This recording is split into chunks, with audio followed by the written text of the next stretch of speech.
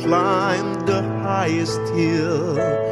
My love will always be with you in everything you do, and every step you make. May mga pagkakataon sa buhay natin na nag-decision tayo out of our anger or kinokontrol tayo ng hindi magandang emosyon natin. May mga pagkakataon na decision din po tayo na para bang mga personal interest. Dahil ito ay kagustuhan ko. Ang lahat ng itong mga decision na para bagang hindi pinagdilay-nilayan. Hindi pinagbulay-bulayan. At alam naman natin, pag ang isang decision natin na ito ay out of our emotion, alam natin na wala itong magandang kalalabasan. Alam natin na talaga hindi ito magdulot na mabuti sa atin, mabuti sa kapwa. At ito nga ang isang awitin na napakaganda, My Love Will See You Through, na sinasabi ng unang bahagi dito, When times get wrapped and dreams just fall apart, and sometimes you feel that you can't go on. sa mga pagkakataon na hindi maganda yung emosyon natin dahil sa galit, sa inis natin, at hindi natin maiwasan ito. Mga pangailangan natin, ang napaka-personal. Ang sabi ng awiting ito, hold on. My love will see you through. Kahit anong mangyayari, hold on. All you have to do is call, and I'll be there with a helping hand. When the road seems so long and endless, and you see it's nothing but darkness, don't give up. Hold on. Manalig ka sa akin. Pag nilay-nilayan mo yung mga bagay bago ka magdesisyon sa buhay.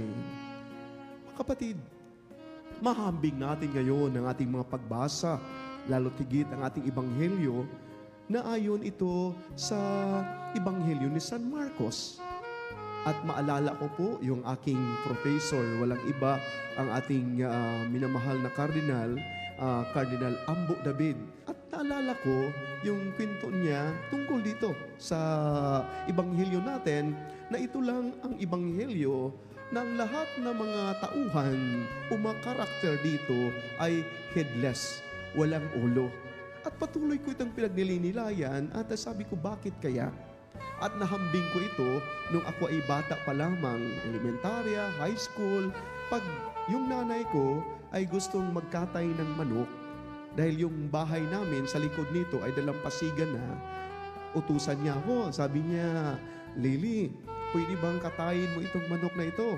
At masayang-masaya ako, dinadala ko yung manok doon sa dalampasigan, at ito ay mga native ng manok doon sa probinsya. At ang ginagawa ko kaagad dyan, pinuputulan ko ng ulo yung manok. At napapansin ko na pag ang manok ay wala ng ulo, wala ng direksyon.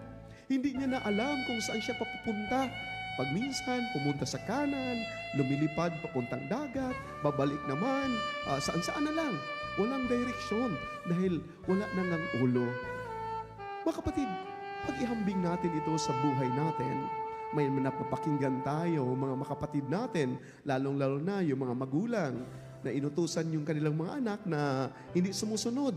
O baka iba ang iniisip-isip. Sabihin ng mga kapatid natin o mga magulang, ikaw talaga, wala ka talagang ulo. Figuratively o literally, hindi man sinasabing wala talagang ulo, ngunit figuratively, na wala ng ulo dahil hindi ginagamit yung ulo.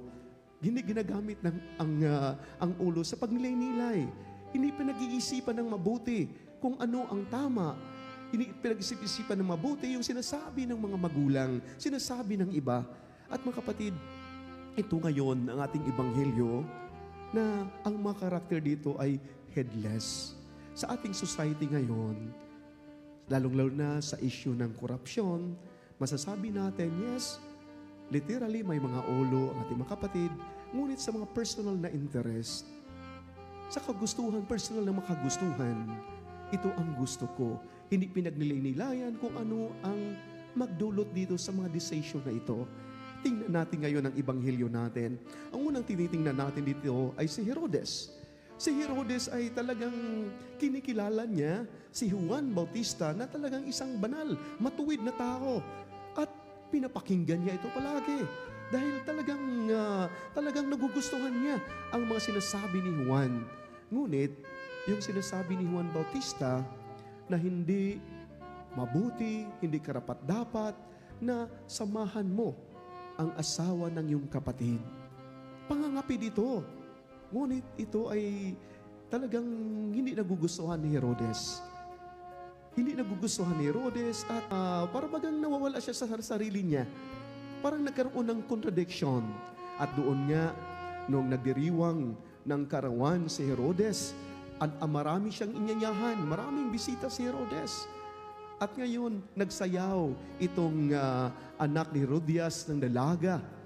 At hindi natin alam kung anong klaseng sayaw yun dahil talagang namangha, talagang na-overwhelm sa sayaw ni Herodes, ang sayaw ng dalaga. At sabi ni Herodes, ibigay ko sa'yo.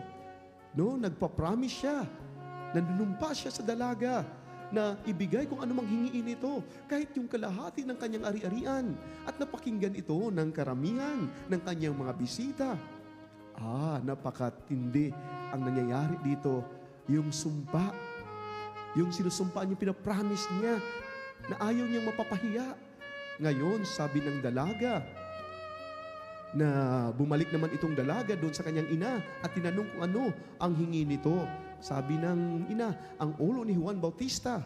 Bumalik ito kaagad, Herodes, ang ulo. Ngayon din, ibigay mo sa akin yung ulo ni Juan Bautista. Makikita natin, figuratively, na wala yung ulo ni Herodes. Walang ulo si Herodes. Bakit? Dahil hindi niya pinagnilay-nilayan kung ano ang hiningi ng dalagang ito. Kahit pa man, alam niya na banal itong si Juan Bautista, matuwid na tao itong si Juan Bautista, ngunit pinagpalit niya doon sa promise niya. Hindi niya pinag-isipan ng mabuti, pinagnilay-nilayan. Ang kagustuhan lamang ng dalagang ito na ayaw niya mapapahiya. Headless. May mga pagkakataon tayo, mga kapatid, ang ating mga kapatid, na dahil ayaw mapahiya, tinataguan yung katotohanan. Ayaw ibunyag yung katotohanan. Siguro listen ito sa atin ngayon, mga kapanalig, lalong-lalo na sa issue ng korupsyon, na may mga kapatid tayo dahil ayaw mapahiya, ayaw magsasabi ng totoo, tinataguan yung totoo, hindi pinag-isipan, walang ulo. No, figuratively, makikita naman natin mga kapatid, itong si Herodias, sa sinasabi ni Juan, nagagalit si Herodias at gusto niya ipapatay nga si Juan. At dahil sa galit na ito, may isang pagkakataon na ito nga si Herodes nagdiriwang ng kaarawan. At anong kahilingan ni Herodias? Sabi niya sa kanyang anak na dalaga ang ulo ni Juan. Dahil sa galit na wala ng ulo, hindi pinagnilay-nilayan ang mga bagay na ito. Ito na nangyayari na maraming nasisirang relasyon. Dahil sa galit, nagdesisyon ka agad. At dahil nagdesisyon ka agad out of galit, out of emotion, at alam naman natin na walang patutunguhan itong mabuti o paganda sa mga decision na out of our anger. Maraming nasisirang pamilya, mag-asawa, nagkahiwalayan. Pag minsan pa nga, dahil sa galit, nagpapatayan na. Dahil sa galit, wala mang kasalanan yung iba. No, walang kasalanan yung iba. Dahil sa galit, ginagawaan, pinaparatangan na ikaw ay may kasalanan. At yan ang nangyayari sa society natin. Yan ang mga issue na nangyayari din po sa atin. Dahil, again, wala na yung ulo. Hindi na pinagnilay-nilayan. Hindi na alala natin.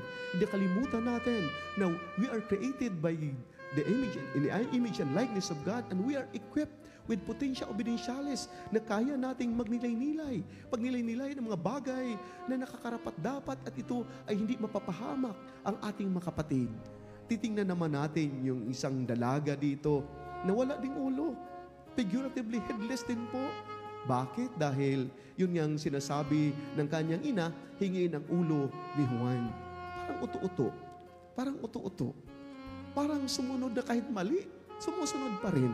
No? Dalaga na. Ibig sabihin, pag dalaga, nandiyan na sa tamang pag-iisip. Ngunit again, nandito yung pagiging headless. Hindi pinag-isip-isipan kung ano ang karapat-dapat, ano ang mabuti sa kanya, at ano ang mabuti sa lahat. Anong mabuti kay Juan Bautista na pinagpalit, alam ko, na alam din po ng dalagang ito na si Juan Bautista ay isang banal, isang matuwid na taong itong si Juan Bautista. Ngunit again, dahil uto-uto, sunod-sunod lamang, walang prinsipyo sa buhay, walang paninindigan, sumunod lamang sa kagustuhan ng kanyang ina. Yes, ina ko yon. Yes, may utang na loob ako sa kanya. Yes, mahal na mahal ko siya. Ngunit, pipiliin ba natin na manindigan sa kasamaan? Pipilitin ba natin sumunod lamang dahil mahal ko yung taong iyon? Dahil may utang na loob ako doon, pipilitin, pagpalit ko lamang ang tama. Mga kapatid, titingnan din po natin yung guard na yun, ni utusan ni Herodes. Sumunod lamang, dahil alam naman talaga ng guard na ito din po si Juan Bautista ang banal. Sumunod. Ngunit mga kapatid, ang walang ulo dito, figuratively o literally si Juan Bautista, ngunit may ulo siya. Headless, ngunit may ulo siya dahil ang kanyang pananalita, naninindigan si Juan Bautista, kahit pa man maialay niya ang kanyang buhay, kahit pa man puputulan siya ng ulo, hindi bali na sa kanya. At ito din po ang pinagdiriwang natin ngayon sa araw na ito, ang ating mga martir sa araw na ito. Mga kapatid, again sa isang awitin, My love will see you through. Nasa panahon, nandyan tayo sa emosyon. Ayaw nating o talagang naalipin tayo sa mga emosyon natin, sa galit o personal na interest, o inutusan tayo ng mali naman. Sabi ng awiting ito, manindigan tayo. Hold on. Hold on. At sabi ng awitin, my love will see you through.